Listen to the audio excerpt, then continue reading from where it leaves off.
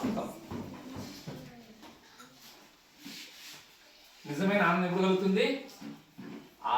తన బిడ్డ ఎప్పుడైతే మంచిగా 10 మంది చెప్పుకుంటే, ఆ ఊరు కావచ్చు, ఆ గ్రామం కావచ్చు.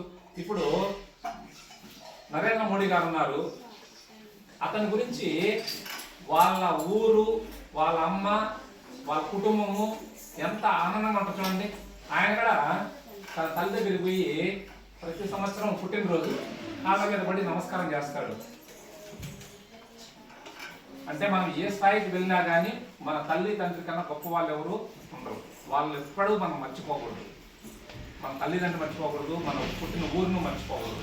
అలాంటి దృక్పథంతో మనము మీకు ఎందుకు చెప్పాల్సి వస్తాను మరి మీరు కూడా మీలో కొంతమంది ఇలా తయారైతే చాలు, వారిని స్ఫూర్తిగా తీసుకుని తయారైతే చాలు. కాబట్టి వారికి మరొకసారి మన పాఠశాల తరఫున తెలియజేస్తున్నాం సార్. మీ చేతుల మీదుగా ఆ పిల్లలకి చేస్తే బాగుంటుంది.